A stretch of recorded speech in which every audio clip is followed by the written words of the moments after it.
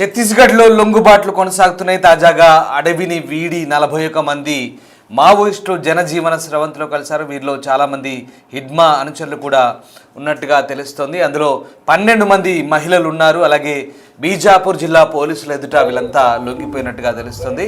వీరిలో 32 మంది నక్సల్స్పై 1,19,00,000 రివార్డు ఉంది. కొంతమంది మాధ్వి హిడ్మా సెక్యూరిటీ టీమ్ గా కూడా చెప్తున్నారు. హిడ్మా ఎన్కౌంటర్ తర్వాత పార్టీని వీడుతూ మెజార్టీ సభ్యులంతా కూడా జీవన స్రవంతిలో కలుస్తున్నారు.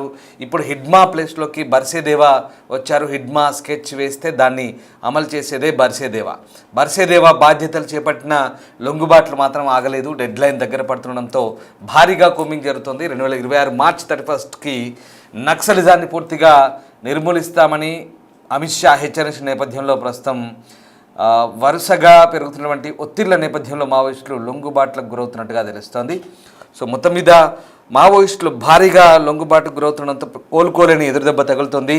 తాజాగా 12 మంది మహిళలు సహా మొత్తం 41 మంది బీజాపూర్ పోలీసుల ఎదుట లొంగిపోయారు. వీరిలో 32 మంది నక్సల్స్పై 1,19,00,000 రివార్డ్ అయితే ఉంది. ఇక బీజాపూర్ జిల్లా ఎస్పీ జితేంద్ర కుమార్ కొన్ని కీలక అంశాలు వెల్లడించారు. ఇక మావోయిస్టులకు తక్షణ సహాయంగా 50,000 రూపాయల చొప్పున అందించినట్లు కూడా ఎస్పీ చెప్తున్నారు. మిగతా మావోయిస్టులు కూడా జనజీవన స్రవంతిలో కలవాలంటున్నారు. 39 మందిలో Dandakaranya special zone committee, Telangana state committee, Dhamtari, Gariaband, Nuapada డివిజన్లకు చెందిన వారు ఉన్నట్టుగా ఎస్పీ చెప్తున్నారు. హింసాత్మక సిద్ధాంతాలను వదిలిపెట్టి జనజీవన స్రవంతిలో కలవాలంటూ పోలీసులు అపీల్ చేస్తున్నారు. అలాగే డిఆర్జీ, నక్సల్ సెల్, ఎస్టీఎఫ్ సహా కోబ్రా, సిఆర్పిఎఫ్ బెటాలియన్లు మావోయిస్టుల లొంగుబాటులో కీలక పాత్ర పోషించినట్టుగా కూడా బీజాపూర్ జిల్లా ఎస్పీ జితేంద్ర కుమార్ యాదవ్ వెల్లడిస్తున్నారు. రైట్, మా ప్రతినిధి శివశంకర్తో మాట్లాడదాం. శివశంకర్ రాజమండ్రి నుంచి జాయిన్ అవుతున్నారు. మాధ్వి హిడ్మా ఎన్కౌంటర్ తర్వాత వరుస అప్డేట్స్ మనకు శివశంకర్ అందిస్తున్నారు. రైట్ శివశంకర్, ఏంటి హిడ్మా ఎన్కౌంటర్ తర్వాత మావోయిస్టులకు కోలుకోలేని ఎదురుదెబ్బ తగిలింది, ఇది మాత్రం వాస్తవం. బట్ ఇప్పుడు వరుసగా ప్రెషర్స్ పెరుగుతున్న నేపథ్యంలో నక్సల్స్ అంతా కూడా లొంగుబాట్లకు గురవుతున్నారనే వార్తలు వస్తున్నాయి. దానికి తగ్గట్టుగా 41 మంది ఇక్కడ బీజాపూర్ జిల్లా ఎస్పీ ఎదుట లొంగిపోయిన పరిస్థితి మనకు కనబడుతుంది. ఆ దృశ్యాలు మనం చూస్తూ ఉన్నాం. సో ఇంకా ఎట్లాంటి పరిస్థితులు ఉండబోతున్నాయి రాబోయే రోజుల్లో? ఇక మావోయిస్టులకు గడ్డు కాలమేనా? మార్చి 31 డెడ్ లైన్ని దృష్టిలో పెట్టుకొని అంతా సరెండర్ అవుతున్నట్లేనా? ఇదైతే ఆపరేషన్ ఖగర్ ఈ పేరుతోటైతే దేశవ్యాప్తంగా అయితే మావోయిస్టులని పూర్తిగా లేకుండా చేయడం టార్గెట్ గా పెట్టుకున్నారు దేశ హోంమంత్రి అమిత్ షా. అయితే ఈ నేపథ్యంలో అనేక ఎన్కౌంటర్లు జరిగి అనేక మంది మావోయిస్టులను ప్రధాన నాయకులను మట్టుపెట్టిన పరిస్థితులు ఉన్నాయి. అయితే ఈ నేపథ్యంలో అనేక మంది లొంగుబాటుకు చర్యలకు కూడా పాల్పడ్డారు. లొంగుపోయి జనజీవన శ్రవంతిలో కలిసిపోయిన పరిస్థితులు కూడా ఉన్నాయి. అయితే ఈ నేపథ్యంలోనే చూసుకున్నట్లయితే అసలు మెయిన్ టార్గెట్ గా ఉన్న హిడ్మా లాంటి ఒక మోస్ట్ వాంటెడ్ మావోయిస్ట్ అయితే మరణించిన తర్వాత, ఎన్కౌంటర్ లో మరణించిన తర్వాత ఇక్కడ పోలీసులు కూడా స్పష్టం చేశారు, ఈ హిడ్మా ఎవరైతే ఉన్నారో హిడ్మా ఎన్కౌంటర్ తర్వాత మావోయిజం ఆఖరి దశకు వచ్చేసిందంటూ కూడా పోలీసులు ప్రకటించిన పరిస్థితి కనిపించింది. అయితే హిడ్మా ప్లేస్ లో హిడ్మా స్కెచ్ వేస్తే ఎవరైతే అమలు చేసే దేవా ఉన్నాడో దేవా పొజిషన్ తీసుకున్నప్పటికీ కూడా ఛత్తీస్గఢ్ లో ఈ రోజు లొంగుబాట్లు జరిగాయి. పోలీసులు ఎదుట లొంగిపోయారు మావోయిస్టులు. సుమారుగా 41 మంది మావోయిస్టులు లొంగిపోయారు. అందులో 13 మంది మహిళలు ఉన్నారు. వీళ్ళలో హిడ్మా టీమ్ కి సంబంధించిన వ్యక్తులు కూడా ఉన్నట్లుగా అయితే సమాచారం ఉంది. అయితే దీంట్లో చూసుకున్నట్లయితే 1,20,00,000 వరకు కూడా 1,19,00,000 వరకు కూడా వీరి మీద రివార్డ్ అమౌంట్ ఉంది అంటే చూసుకోవచ్చు మనం. వీరందరూ కూడా మావోయిస్టులో చాలా సీనియర్ గా ఉన్నవాళ్ళు. అదేవిధంగా ఏదైతే పోలీసుల్లో ఎదురుకాలంలో అనేక మంది పోలీసులను కూడా వీరు హతమార్చిన పరిస్థితి కనిపిస్తుంది. వీరందరూ కూడా జనజీవన శ్రవంతిలో కలిసిపోవడానికి అవకాశం ఇచ్చారు. అయితే ఈ హిడ్మాకి సంబంధించి ఒక డేంజర్ టీం ఉండేది. ఆ టీం ని ఇప్పుడు దేవా లీడ్ చేస్తున్నాడు. దేవా లీడ్ చేసినప్పటికీ కూడా హిడ్మా లేని లోటు క్లియర్ గా కనిపిస్తుంది. హిడ్మా ఒక మాస్టర్ మైండెడ్ అంటూ కూడా చెప్పుకొని వస్తున్నారు. అయితే ఈ హిడ్మా లేకపోవడం తోటి వీరు పూర్తిగా అయితే వాళ్ళలో నమ్మకం సన్నగిల్లిందని చెప్పుకోవాలి. ఇంకా ఆఖరి దశకు వచ్చేస్తుంది. ఆ మార్చి 2026 మార్చి 31 కల్లా అసలు ఎవరైతే మావోయిస్ట్ అనే వాళ్ళే లేకుండా చేస్తా ఉంటూ చెప్పుకుంటూ వస్తున్నారు. అదే నేపథ్యంలో సేమ్ ఆ ప్లాన్ ని పక్కాగా అమలు చేసుకుంటూ వస్తున్నారు. అనేక మంది మావోయిస్టుల్లో అగ్ర నేతలందరినీ కూడా మట్టుబెట్టిన పరిస్థితి కనిపిస్తుంది. అయితే ఇప్పుడు కూడా దేవిజీ ఉన్నాడా లేదా అనేది తెలియదు. హెగ్మా అయితే ఆల్రెడీ హతమార్చేది. హెగ్మాతో పాటు టెక్ శంకర్ లాంటి మోస్ట్ వాంటెడ్ మావోయిస్టులను కూడా పూర్తిగా వీరు హతమార్చిన పరిస్థితి కనిపిస్తుంది. ఏదైతే పోలీసులు ఎన్కౌంటర్ లో వీరందరూ కూడా ప్రాణాలు విడిచిపెట్టడంతో ఎవరైతే వీరి అనుచరులుగానే వీరి సెక్యూరిటీగా ఉన్నారో వీరందరూ కూడా భయభ్రాంతులకు గురవుతున్నారు. జనజీవన శ్రవంతిలోకి వచ్చేయడానికి, అడవిని వీడి జనాల్లోకి వచ్చేయడానికి అయితే వీరందరూ కూడా అంగీకరిస్తున్నారు, ముందడుగు వేస్తున్నారు. దానికి నిదర్శనం ఈ రోజు జరిగిన 41 మంది లొంగుబాటును కూడా చెప్పుకోవచ్చు.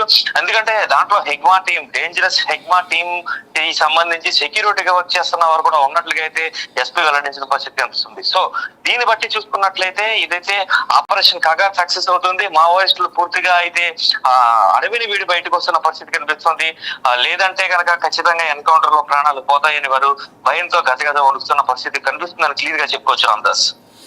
Right, yes, thank you Shivashankar, thanks for the update. So మొత్తం మీద 2026 మార్చి 31 నాటికి నక్సలిజాన్ని పూర్తిగా నిర్మూలిస్తామంటూ అమిత్ షా చేసిన హెచ్చరికల నేపథ్యంలో మావోయిస్టులో గుబులు పుడుతోంది. ఇక ఆ డెడ్ లైన్ దగ్గర పడుతోంది. ఇప్పటికే మావోయిస్టులకు పునరావాసాన్ని కూడా కల్పిస్తామని చెప్తున్నారు. వాళ్ళ మీద ఉన్న బౌంటీస్ ఏవైతే ఉన్నాయో అవన్నీ కూడా ప్యాకేజీల రూపంలో అందిస్తామని చెప్తున్నారు. అంతేకాదు జీవనోపాధి చూపిస్తామంటున్నారు. జనజీవన స్రవంతిలో కలిస్తే సరైన గౌరవం దక్కుతుంది, ప్రజల్లో కూడా మీకు అన్ని రకాలుగా గౌరవ మర్యాదలు ఉంటాయి, దాంతోపాటు ప్రభుత్వం వైపు నుంచి అన్ని రకాల సహాయ సహకారాలు ఉంటాయంటూ కూడా పోలీసులు చెప్తున్నారు. అయితే కొంతమంది మావోయిస్టులు ఇది నచ్చి బయటకు వస్తున్నారు. ఎలాగో ఒత్తిళ్లు పెరుగుతున్నాయి, నలువైపులా ఓవైపు కూంబింగ్లు కొనసాగుతున్నాయి, ఓవైపు ఎన్కౌంటర్లు జరుగుతున్నాయి. ప్రాణాలు పోవడం ఎందుకు అనవసరంగా బతికి కనీసం ఫ్యామిలీతో దగ్గరగా ఉండాలి, ఇన్ని రోజులైనా దూరంగా ఉన్నామని కొంతమంది ఆలోచిస్తున్నారు. కొంతమంది ఏమో బయటకు వచ్చి పోనీ ఆ సిద్ధాంతాన్ని అలాగే ఉంచుకొని ఆయుధాలను వదిలి జనాల్లో కలిసి మళ్ళీ జనంలో ఉండి పోరాడదామని కూడా కొంతమంది బయటకు వచ్చారు. ఆల్రెడీ బయటకు వచ్చిన వాళ్ళందరూ కూడా చాలామంది అదే చెప్తున్నారు. అంటే మేము ఆయుధాలను వదిలాం కానీ సిద్ధాంతాలను అయితే వదలలేదు, జనజీవన స్రవంతిలో కలిసిన మేము అన్యాయాలపై గొంతెత్తాము, లేదా ఎక్కడైనా సమస్యలు వచ్చినప్పుడు వాటిపై పోరాడతామంటున్నారు. అది కొంతవరకు మంచిది. సో అలాంటి పంథ అయినా ఎంచుకుందామని కొంతమంది ఆలోచిస్తున్నారు. లేదు కొంతమంది చావనైనా చేస్తాం కానీ లొంగుబాటుకు గురికాము, ఖచ్చితంగా ఎట్టి పరిస్థితుల్లో మేము ఆయుధాలు వీయడం, సాయుధ పోరాటాన్ని ఎంచుకున్నాం కాబట్టి ఇలాగే ఉంటామని కొంతమంది భావిస్తున్నట్టుగా తెలుస్తుంది. ఆ కోవలోనే హిడ్మా కూడా భావించినట్టుగా సమాచారం.